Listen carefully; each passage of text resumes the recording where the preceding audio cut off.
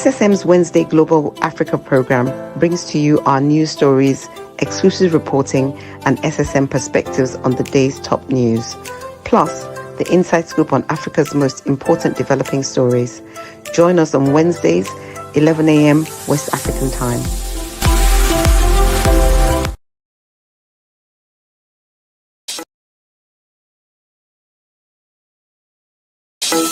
In a world where news flies around every minute, you need the ability to relate and connect with what matters and stay up to date. Schengen Story Media News Echoes program is Africans in Diaspora and at Home's leading English news network, one of the most trusted, respected sources for news updates on current affairs as they affect global Africa.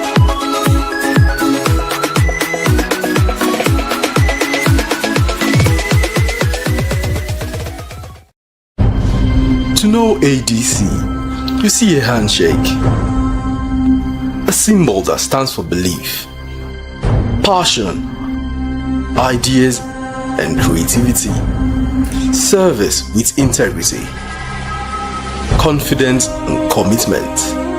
We are the definition of democracy, your party, for you and by you. Every life is important, every right is respected. We promote friendship, cooperation and collaboration. We believe that when we work together, we make great things happen. With love and respect, we shake hands. Yes, we shake hands.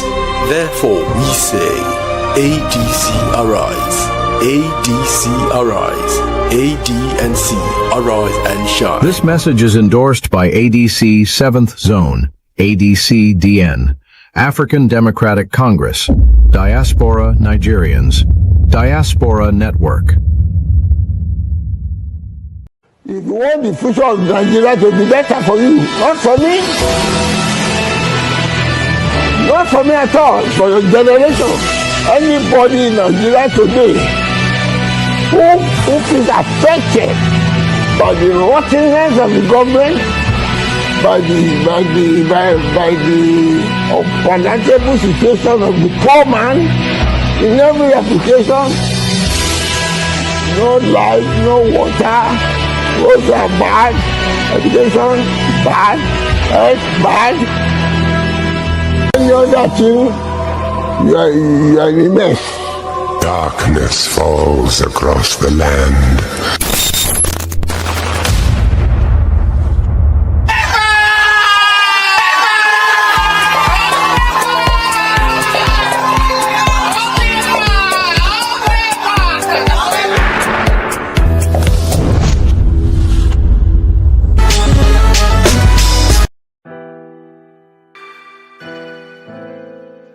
Schengen Story magazine is an African international bi-monthly magazine based in Milan, Italy, and founded in 2016. The publication focuses on personalities, fashion, style, entrepreneurship, and culture for Africans. Though articles on food, movies, fitness, music, travel, sports, technology, and books are also featured. Our lives full of best stories. A lot can happen in a month. Expand your mind, change your world. It's Schengen Story magazine's full editions, celebrating Africans make an impact. Read better, the inside story.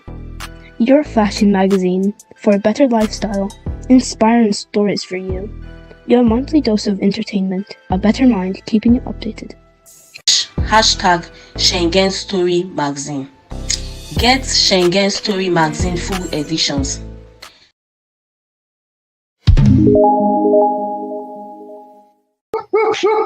This is your numero uno, and my name is Charlie Boy. Yes, the king of boys, the area father, the father of their fathers, the Odudubariba one of Africa. Yes, the president of all frustrated Nigeria. You see, when you go on this Schengen team, with these boys, you go get the real information. No be yawa. Because me, I am authenticating this platform because now where we go get the correct information. If you are not here, then you're a mumu. I beg, can you put it there?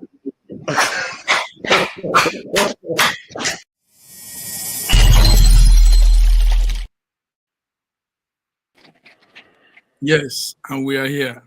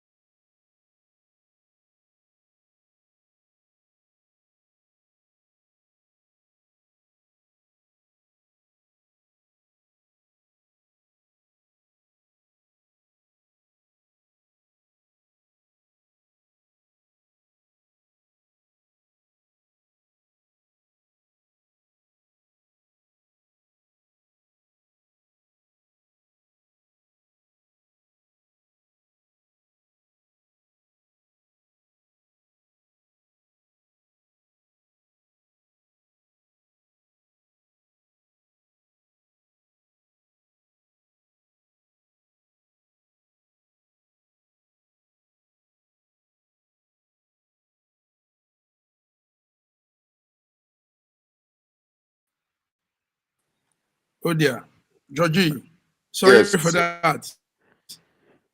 Can you hear me now? Can you I hear can me? hear you clearly. I can hear you Oh clearly. dear. Oh, good. Small. Yes. Good morning, viewers. We are here Wednesday, the 18th, the day our president is on a state visit to the UK. Georgie, Yes. Bola Ahmed Tinubu, accompanied by the wife, arrived UK yesterday for a 2-day state visit. And the doc is they are there on bilateral ties that will strengthen Nigeria and the UK. We have some clips there. Let's see few things somebody we got from On your mandate we shall stand. On your mandate. Ah, that's it. That's Asiwaju there.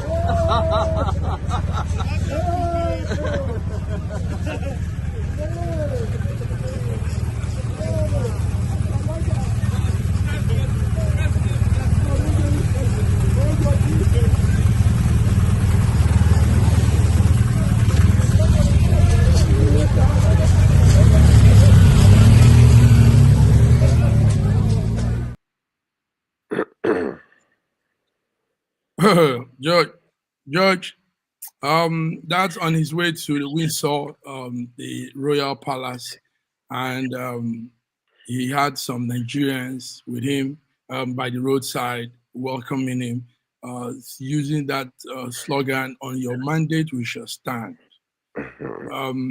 What's your opinion on all of this? What's your view?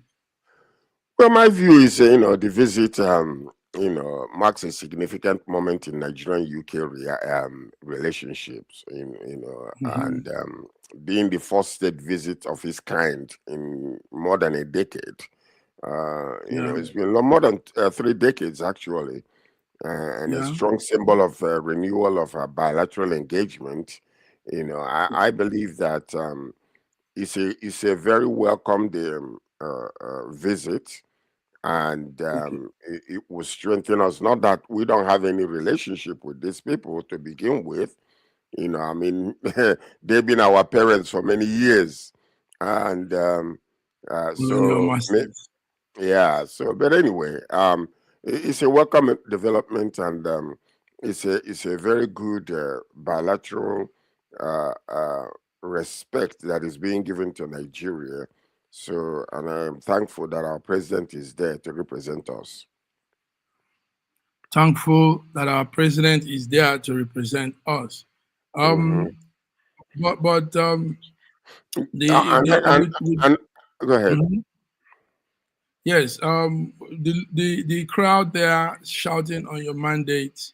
You can be in the UK and be shouting on your mandate. We shall stand.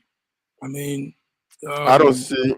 I don't see is it not any. a wrong perception that people abroad, most Nigerians abroad, most Southwesterners also abroad, are because of the tribalism mentality we have in Nigeria, are just endorsing Tinubu, regardless of we're not.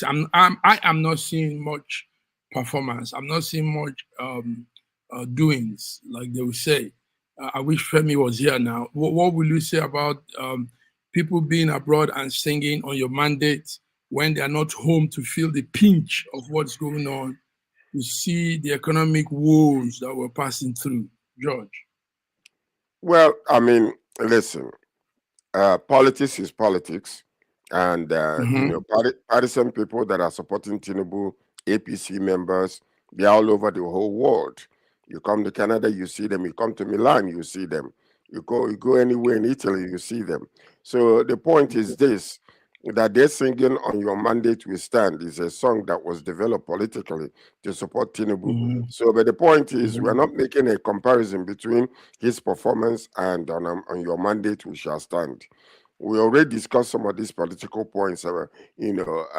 This particular visit is what we are actually focusing on. Yeah, hosting by King Charles II at Windsor Castle reflects growing diplomatic respect and opens doors for deeper cooperation in trade, investment, and cultural exchange between the two nations.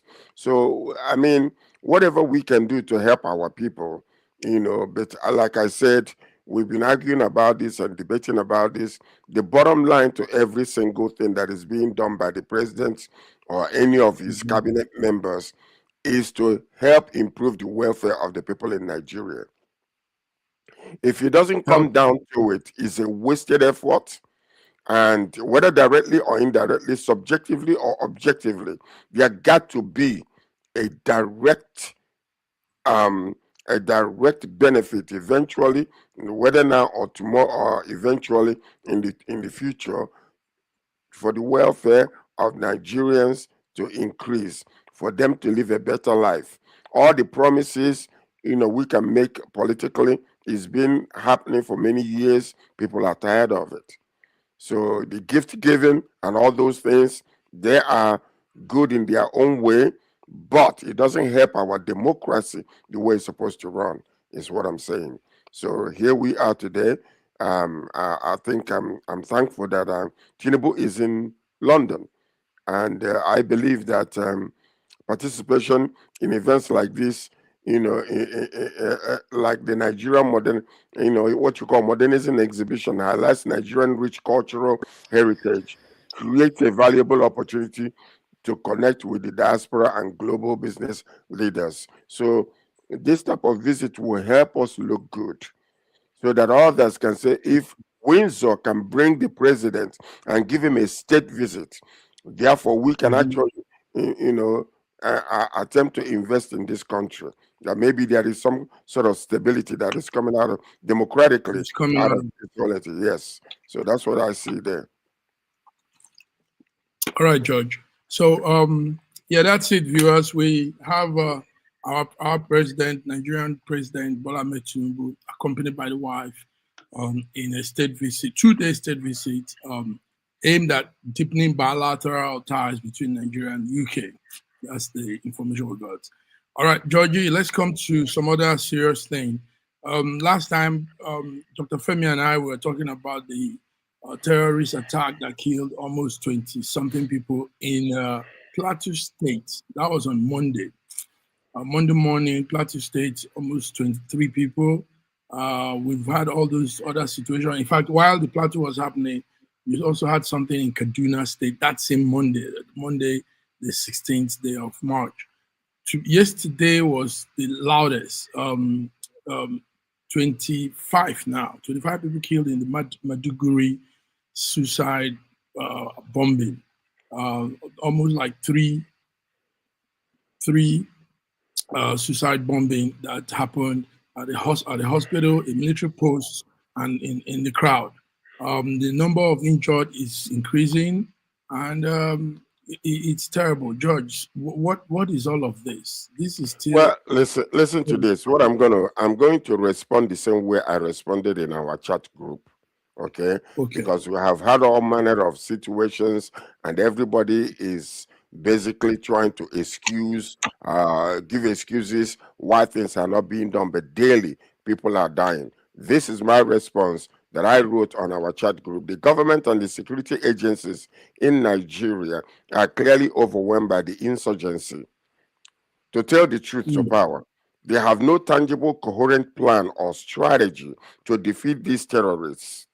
We have had every excuse: lack of equipment, funding, morale, but at this point, those are just partisan justification born out of blind loyalty. The bottom line is harsh but simple. We are losing this war, and the current approach is failing, like it or not. We need to seriously consider requesting direct intervention from American foot soldiers and other foreign security forces to dissipate the leadership and provide air support and intelligence we lack. So, however, if the government wants to avoid that level of foreign dependency, they must immediately implement a drastic shift in strategy. Number one, they must conduct a full-scale joint military and intelligence operation that flushes out terrorist enclaves without warning, using precision airstrike followed by grand sweeps. Second, they must secure our borders with satellite and technology to reinforce patrols to cut off the flow of foreign fighters and weapons. Third, they must invest in real-time intelligence by empowering local hunters and vigilantes who know the terrain, integrating them into the military framework. And finally, they must prosecute political sponsors and collaborators funding these atrocities. Because as long as there are sponsors in the shadow, the insurgency will regenerate. No more excuses. It's time for decisive action. So whether we like it or not, we're not being partisan in this particular situation.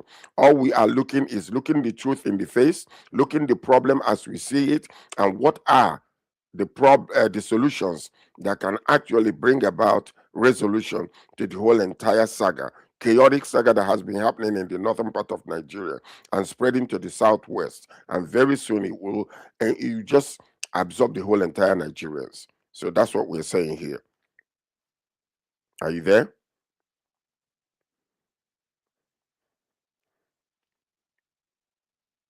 Massive Mark, are you there?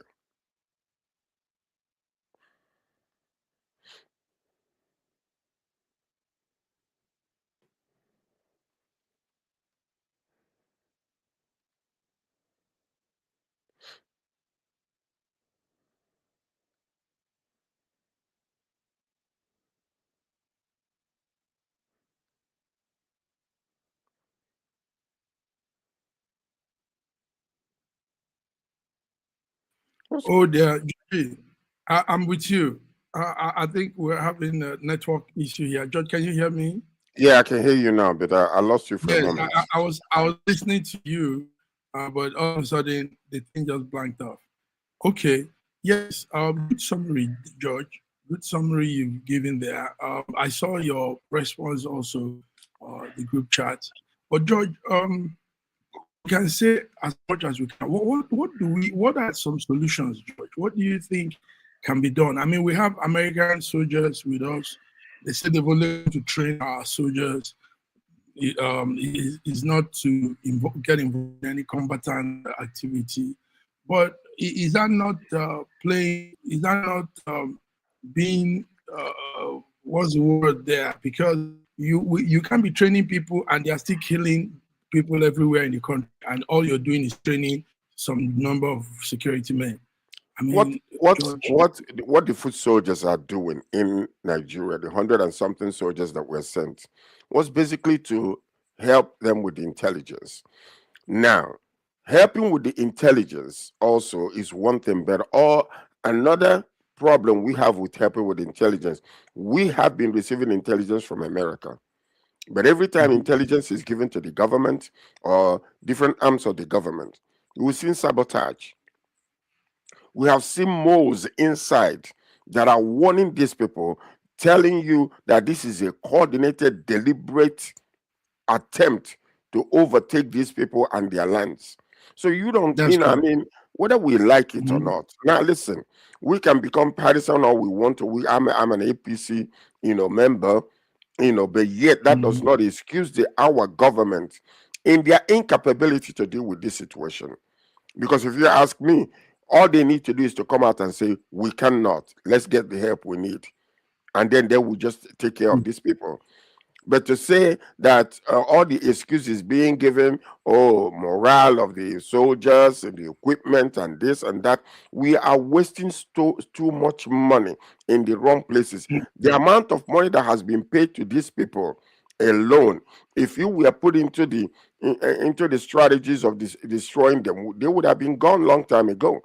The billions are being wasted by the federal government and by the state government in paying these people. And let me tell you another mentality that we have refused to accept. Number one of those mentality is the Northerners consider these people their brothers. The Northerners consider them part of them.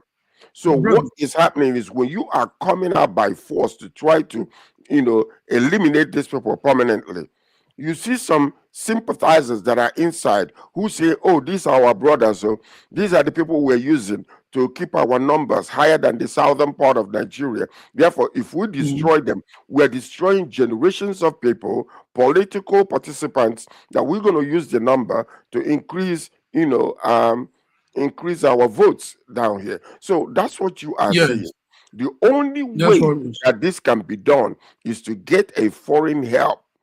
If we get foreign help that cannot allow sympathy or collaboration or sabotage to take place, they will destroy these people. They are not that strong, stronger than the military. The problem we have is the military is influenced by a lot of sympathizers. So what are you going to do about that? Sympathizers is the word. Sympathizers. Outside help. Viewers, you see these people destroyed. Let's get our viewers to what we're discussing. Viewers, we're talking about the recent bombing, suicide bomb attack in Maiduguri, Borno State, northeast Nigeria, northeastern Nigeria, came under strong attack. A military post was blasted up. 100 people were injured in that one, and they also said there was a blast in a general marketplace, also taking out many people. And another one, the third one was in a university teaching hospital by the gate side of the university. So it's really appalling. It's sad that we're in this kind of situation in Nigeria. Take note that many people, the number so far is 26 dead, but the injured are 100 and something people, more than 108 people were injured, and it is increasing. Yeah, that's what I'm saying. The injured ones are critically injured. So the numbers of the dead might increase too, because some of these injured ones might not be able to make it alive. So this is something that you have to ask. The scale and the coordination of the bombings raise serious concerns about the effectiveness and the preparedness of Nigerian security forces, especially in urban centers, previously considered relatively stable, and now they are receiving these things. So the question is, why is it that all we do is after the incident, we cannot attack these people when they are coming, we don't attack them when they are leaving, and we know that if they kidnap people, that there is no way in this world that drones cannot find where they are or traveling in the bushes if we are serious. So one of their members that negotiates with them already told you the other day, last week, what's his name is it Gao or whatever his name is? His name is that helps to negotiate with the terrorists, who is also a sympathizer. Gumi. Okay, he's telling you that the government knows the names of all of these people and knows where they are. The government knows where they are. So if that is the case, and the man is there boldly stating these things publicly, he's not hiding. Yes. He's not using a fake face to tell you these things. So why is the government not coming after him? Why is the government not saying anything if he was lying? That's the question we have to ask yourself. Very true, George. George, strong issue here. Thank you for diving that depth on this. George, let's also look at something our president did before he left Nigeria. He said those seeking to get into political appointments in the next election should resign their offices now. That's officers in this present government that wants to run, should resign by March 31st. I think that's a good one. But even though many of them don't adhere to those instructions, because they go to vie for an office during the election season and they see that they are not winning, they run back to their former posts. They run back to the office they held. So do you think it will work this time? Do you think if they leave, they've gone for good, win or they don't win, they're out of the system, they're out for that period of time? What we have seen in the past, we have seen several times in the past where the president will come and say something, and they continues to move in the opposite direction, and then nothing happens. So this directive by the Ahmed Tinubu government signals a clear attempt to reinforce the political discipline and the institutional integrity ahead of 2027 election. These things we are doing sometimes, they look good. They make us look good internationally. But the problem, the question we have to ask is, okay, the president just said this. There are so many other things that he said in the past and everybody ignores him. So by mandating that appointee step down before the pursuing of elective ambitions, the administration is aligning with the provisions of Electoral Commission of 2026 and promoting a level of playing a fair ground for everybody to participate politically. But this particular move reduces this risk of incumbency, because if you look at it, and all things being equal in Nigeria, there is an advantage that reflects a broader commitment to transparency. George, just do a little small thing. Go in and come back. We have frozen here. I don't know. I think the issue is from the network people. But can you just log in and come in while BD Nana from Lagos, Nigeria joins us too? So just a small BD, you're welcome. Yeah. Thank you. Yeah, can you hear? Yeah, I can hear you very well. Sir George. So how are you? There's a wind blowing very strong from your end there, but it's good to see you. We were talking of some situations of things. BD, what's the current situation with the Maiduguri suicide attack, the bombing of 3 different locations in Maiduguri? Can you hear me? I can hear so much noise. I don't know if there's wind. Yeah. Is there wind blowing there? There's rain. Is it raining? Is it raining? Yeah. Okay. Oh, yeah. Okay. While my colleagues join, we're sorry for these viewers, but this is what happens in most cases. Technology also meets. You have those glitches. You have those clash of errors and all of this. But this is Wednesday, 18th March. We're here on our News Echoes Global Africa update. What we do is give out our stories, exclusive reporting. We look at stories from different perspectives, and we bring in those ones that really which makes the headline. So if you're looking for the right answer to sometimes confusing global events, this is where you need to come to. Wednesday Africa Global Africa update. So while we're still getting our technical errors fixed, let's take a small break We'll be back. Thank you. SSM's Wednesday Global Africa program brings to you our news stories, exclusive reporting, and SSM perspectives on the day's top news. Plus, the inside scoop on Africa's most important developing stories. Join us on Wednesdays, 11 a.m. West African time.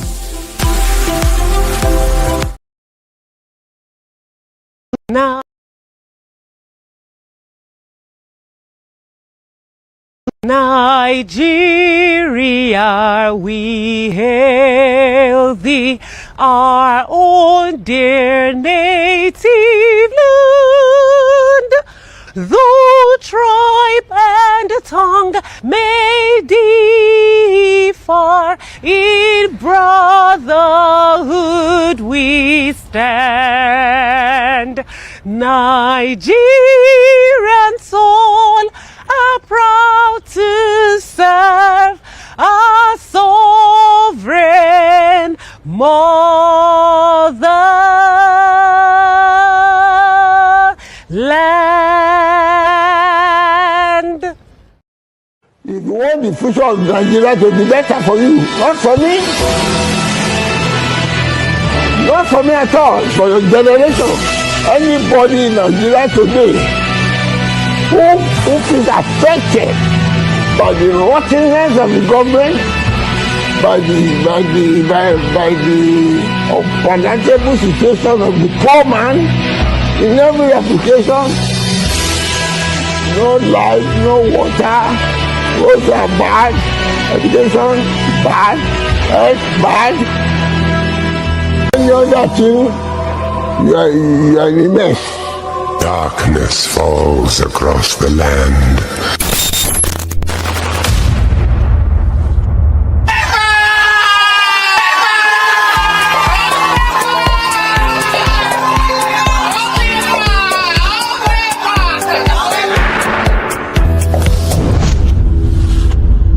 Full fiber swallow, the effortless way to ignite your vitality. Swallow the power of pure fiber. Feel the transformation. Which eat smart, live strong. Full fiber swallow, 100% fiber, no sugar, no carb.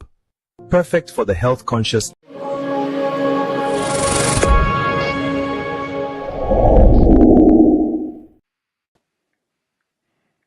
Yes. Viewers. Yeah. Yes, viewers, we're back here. Yeah, now I can see you guys. George, can you see me? Can you hear me? Yeah, I can hear you. Sorry. Clearly, very clearly. Let me say that it's none of your fault. I think it's the network too, the StreamYard people, because it just went off completely from my end here, and I knew it wasn't because I was hearing you earlier, well, George. So let's come to it, viewers. We're back on our SSM Wednesday, 18th March, and George is here, BD is here. B, the president is in UK. How is it without the president in Nigeria now? Yeah, they received our president yesterday in the UK. Presently, he's in the UK, and the Nigeria is burning. Nigeria is burning. The bomb blast in Maiduguri, the capital of Borno State.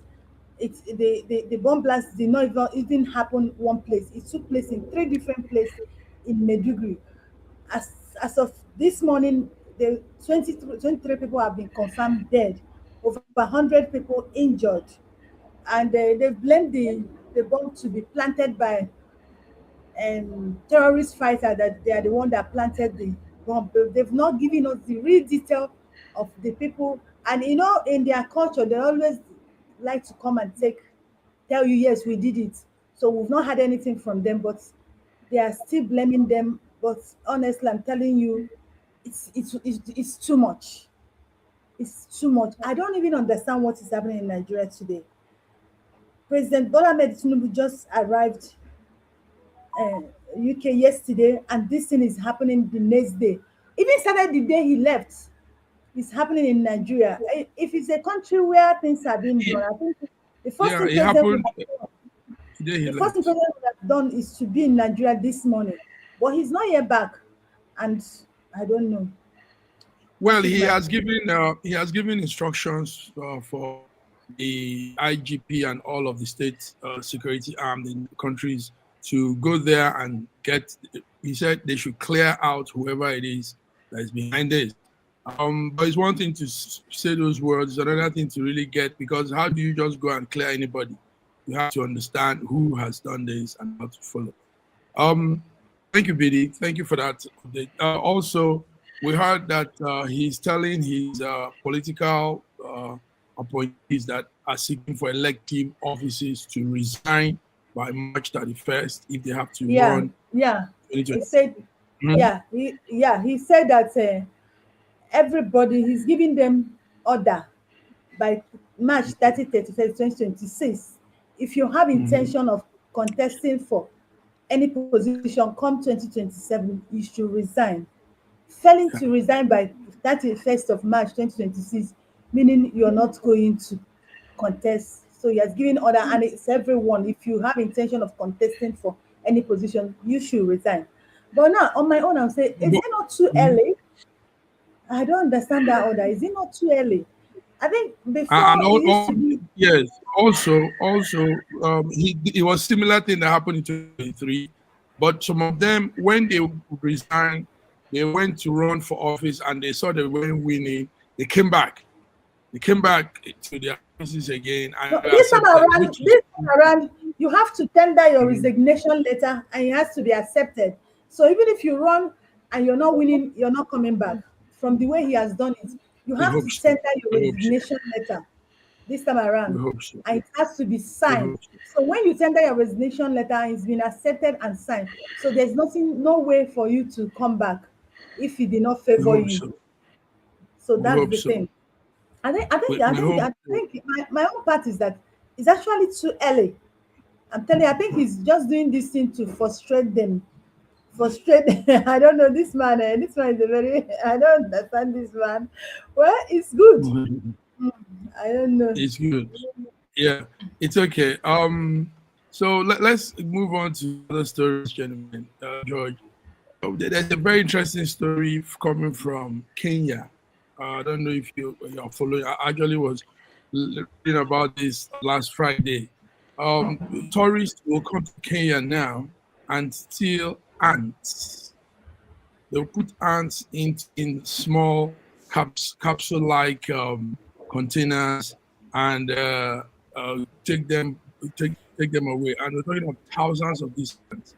The image you're seeing there is a capsule. They will put these ants and they will take them away. Now, what the story is that these ants are very, very expensive, because they add to the ecosystem of forest and places that the ants reside. So, but the ants are mainly in Kenya. Kenya has that breed of ants, and the people need it. So there are people that actually ants. They trade on ants. Imagine, they trade on ants. They do things. They buy ants. They use like an exotic kind of business. So they've caught 2 people now so far, and these 2 people said they were taking these ants out to China. Very interesting story there. I don't know. Do you guys have I have the story. I have the story. A man who said he's a terrorist. Sorry, a tourist was apprehended in Nairobi, leaving Kenya with about 3,200 live ants in his luggages. And this live ants, they said, is very, very good. I don't know what they use it for. They're very, very good. So he came and did not even alert anyone. So he was able to package it and put them in his suitcase, and he was apprehended in Nairobi. So that's the it's actually a developing story. So the thing is this, I'm still reading, I'm just trying to understand the importance of these ants that will make such people to go that far, that level, to get such ants and transport it out of Kenya. That's because we don't understand how important some of these little things are. ants are used for protein. No, this is very important. There are places you will go to. A plate of this particular ant that you're talking about will cost you over $100. Yeah, that's true. That's true. $100. So they know the value of these things, which is resident in our places, but we're not taking advantage of it because my people are perishing for lack of knowledge. They know what they are getting. They're not just wasting their time, their money, their resources. The only fear in this situation is actually that they don't go and genetically modify all of these ants and want to transport it back to us again, because that's what they will do. So, but if they allow the consistency, whatever the way it is right now, and they start growing it in their own country, in their own atmosphere, and I'm quite sure that if it's a tropical insect that it might not grow in some of these other places, they will create a conducive environment for them to prosper. So, that's the thing there. So that's because we don't know the value of it. It's almost like the tusk, elephant tusk and all those type of things that we exactly. That was what they were saying, that it used to be the elephant tusks and the ivory and all of those, but now it has shifted to ants, and they say the ant business is real lucrative. It's booming. Booming. Restaurants are in demand of it. I don't know if you guys might know this, but I grew up after the Biafran War, and there was so much hunger, malnutrition. So, but we would be some Igbos. I don't know about you guys, but some of us were eating insects because they had high protein. Yes, locusts. Crickets. Why is BD doing that? Because hold tight. Unless you grew up in Lagos or you grew up in metropolitan areas. No, these things are much later after the war. Much later. These things are very strong delicacies. Yeah, very, very strong delicacies. They sell them on the streets. They sell them on the streets and they sell them all over the place. Yes. There's one I know people eat. They call it flies. I don't even know when they bring like that one used to come out. Even till today, if you go to market, they sell it. Yes. I can't eat that. In Igbo language, they call it ako. In Igbo language. Ako. Yes. Ako. And there's another one I know that looks like. And another one I know that looks like maggots. The first time I traveled to that one is Abuja, the best. That's from Lagos, I saw it at Ekiti State. They were selling it in sticks. Yes. And people were buying that in meeting. I was like, what? They come out of palm trees. They come out of palm trees. They come out of the female palm trees, and they grow, and they are very, very nutritious and very good for your health. It is good. George, do you know that? Like you said of your place, also in Europe, these are not your everyday restaurants. These are a restaurant for the elites, people that they come there and order these things. They bring it to them in small plates, small. It's like caviar. It's like serving caviar. Like serving caviar. Now, very expensive. Yeah. Very expensive. The aku you just talked about now. The one that is warm. When you take it raw, it's more nutritious. Do you know that long one? Like it's all you you take off the head, and when you take off the head will take off the intestine and every impurity out of it, and you're eating nothing but pure ant. Or warm. George, you broke it down well. George broke this thing nice. So thank you. So anyway, that's it. Like George said, the Europeans have gotten hold of this idea and they are coming to Africa. They know Africa because of the tropics, our vegetation. Yeah. So they will still. So before they come and take everything, tell people about doing the business, knowing that these things are highly sought after now. What I expected the Kenyan government to do What is because some of them came last year. They apprehended about 4 of them last year, and they charged them 700 and something $1,000. They paid each.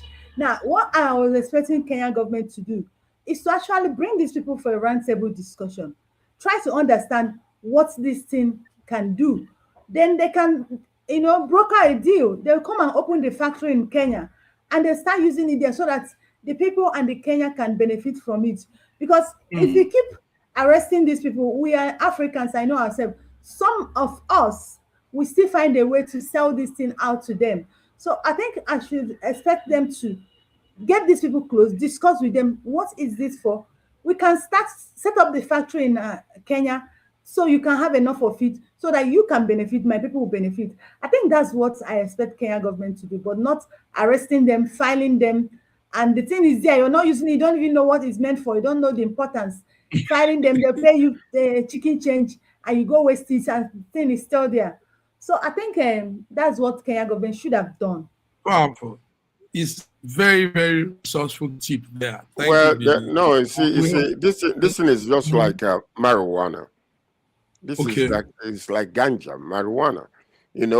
For many years it was illegal, but all of a sudden, when studies started coming out about the benefits of the medical marijuana, the oil and all those things, for especially with people with autism or suffering from cancer or whatever the case might be, the government looked, they were looking the other way and jailing people and putting them in prison, spending thousands upon thousands of dollars on each individual. Now all of a sudden, some governments are rising up, and then they're saying, okay, wait a minute. If there is a benefit for this, let's harness the benefit of marijuana as a medicine, rather than just, criminalizing everything. And now, even the people that are using it, smoking it for recreational purposes, the government is getting money out of it. They're getting billions in taxes. Yeah, you're right. So that's what they need. Actually, Ghana has realized that, and Ghana is tapping. Ghana is tapping into it, but because of the religious influence in Nigeria and all those type of things, we'll still be lagging behind. Watch and see. We will come in when it's already saturated and everything. Nobody is doing anything about it anymore. The people that have already started, the leaders have already gone in. Seal the deals. We'll come for the crumbs later. Watch and see. It's going to happen eventually. Georgie, and this tape will be here for them to know that you said. Oh, they need to listen because number one. You could be having immigration as a result of this. A lot of Nigerians could move to Ghana and want to settle there because it's business. Because they also said they are open for business on it. They want companies, people that are interested in the business to come. You will be amazed the number of Nigerians who will now be purchasing land in Ghana to cultivate this thing. No, it's serious money. It is serious money. Because even if you're not using it locally, you can manufacture it, put it together, package it, and send it to these countries. And when you send it when you export these things to these countries, your own value, the value of your own might be quite different because you're doing organically rather than the modified ones. When I heard of the Ghana thing, I see that it's a smart move, good move. It's because of America that Ghana has done this, because there would not be trade agreement, bilateral trade with two of them, because they say that the African marijuana is natural, it's organic. So that means people trading in it in America will be coming to Ghana to buy, and just like you're saying, Nigeria will be left out of this business. Before you know, the business will be taken over, and we will. I'm telling you, do you know they're still arresting people in Nigeria for cultivating it, and people are still cultivating it, selling it, in a hidden way. But if Nigerian government can come in, Nigeria will make money out of this. You see, these are the things that Nigerian government need to make money from, but not overtaxing people, because we have a lot of resources that can give us this money. But Nigerian government are not looking in that direction. Rather, they are looking in, if they see you doing a little thing, they'll come and they put taxes on you, and before you know, they will overtax you. That business will die off. These are the kind of things we should, look into and make money out of it. Make life more easier for the citizen.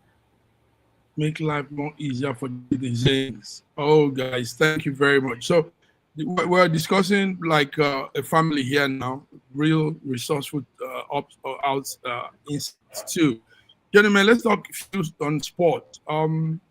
Yesterday we had CAF has stripped Senegal of the 2025 AFCON Cup title, and now they've given it to the Moroccans as the champion.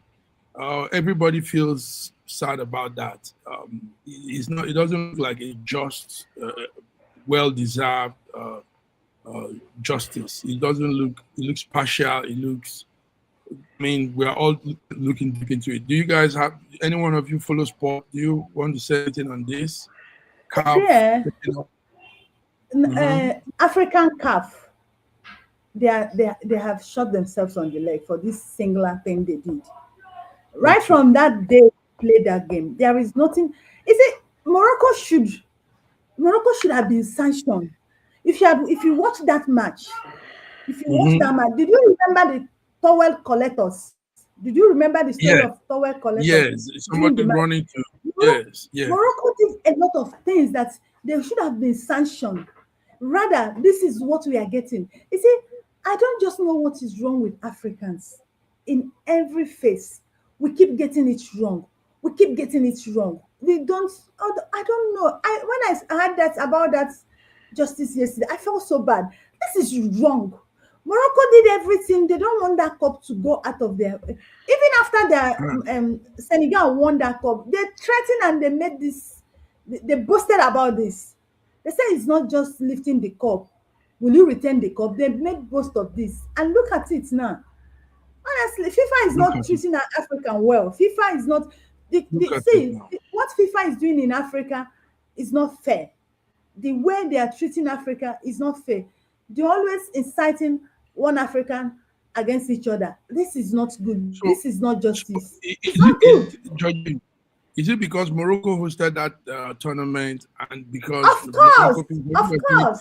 Moroccans are light skinned, so they don't really look like Africans, they blah blah blah. I mean, why? What do you think could be behind this, George? Or was it what is behind it is the lackadaisical attitude of Nigerian government over sports. And that is it. Or it's very unfortunate because we are not deliberately putting attention where it belongs when it comes to stuff like this. We have a lot of citizens that are vying for recognition and going for championship, and we don't put the money there. And when the money is actually budgeted for these things, it disappears before it comes down to the players. We've had this issue several times. Promises made, promises failed. And these are the things that we need to pay attention to. Yeah, but these are really concerned. When the government... Nigeria. No, it does concern Nigeria. It does. FIFA. Listen to this. Okay, listen to this. Regardless, when the government is interested, they will now enforce the representatives to go in deep. Now they are filing. They're saying that that they don't believe in this. But if they had followed it from the very beginning, it is very likely and pursued this diligently that what DR Congo did by employing and or accepting illegal people to come and play for them. Yeah, that one is FIFA did not even look into that. They did not. Nigeria complained and they did not, and they're filing.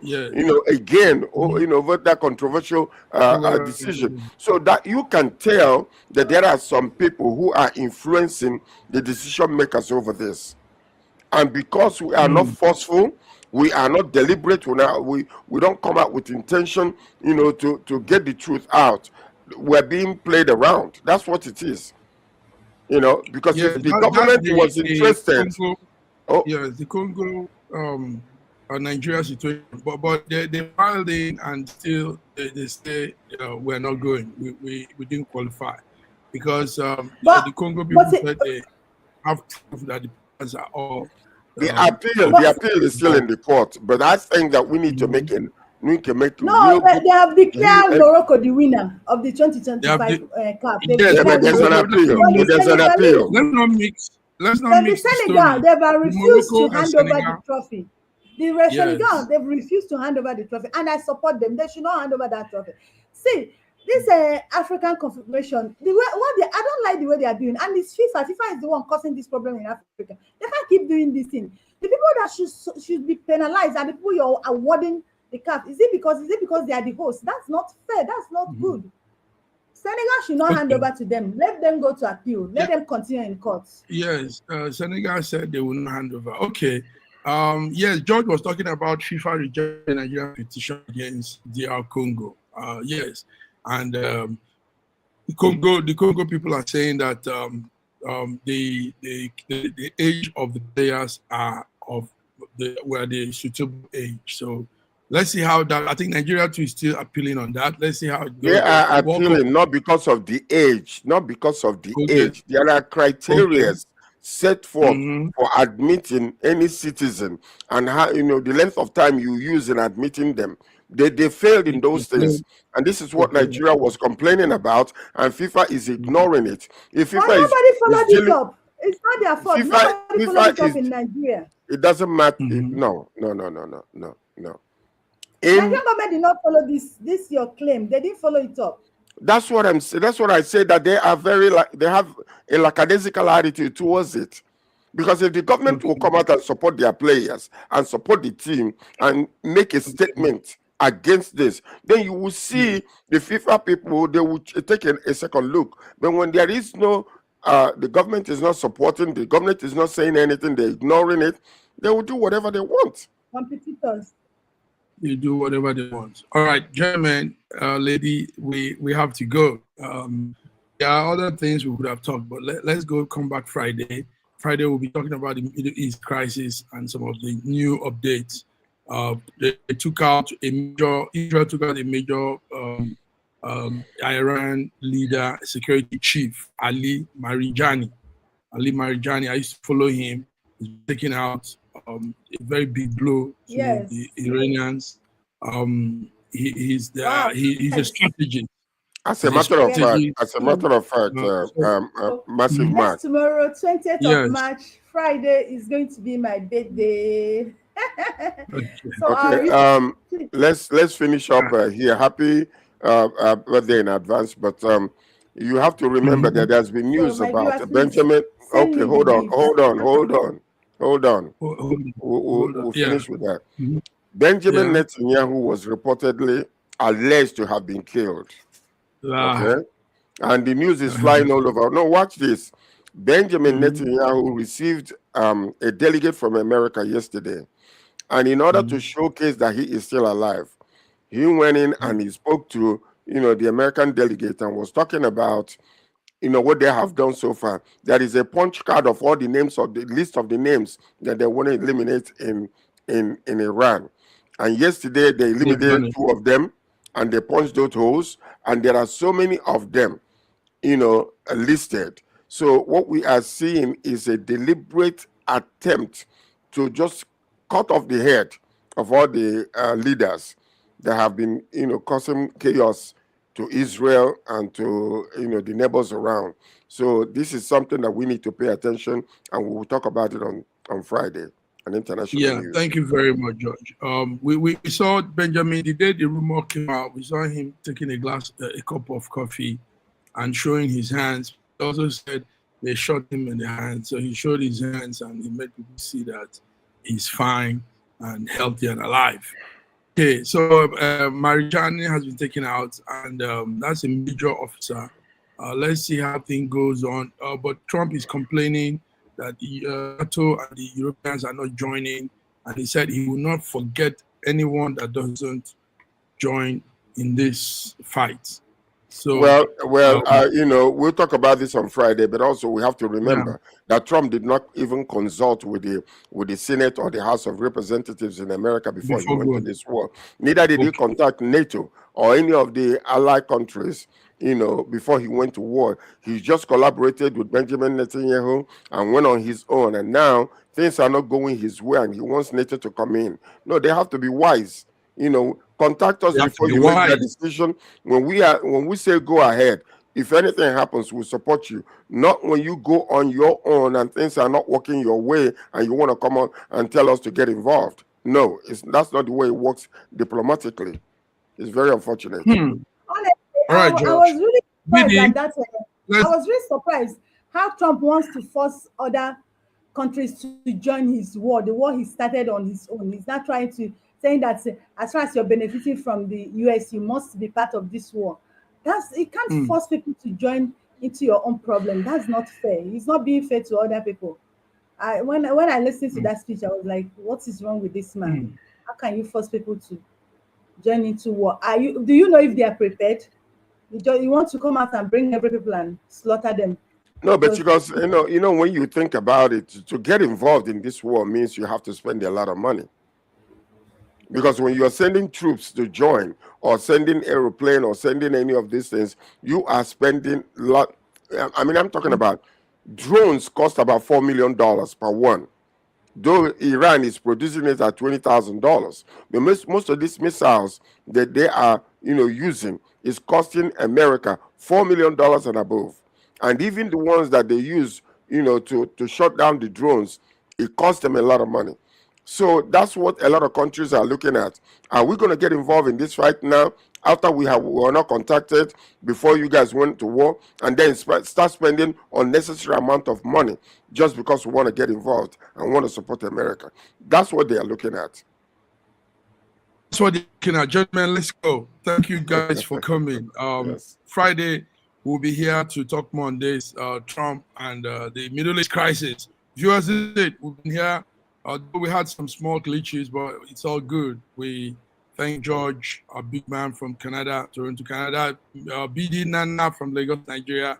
Till we come again, guys, have a beautiful midweek hump day. God bless you. God bless you. Bless you too.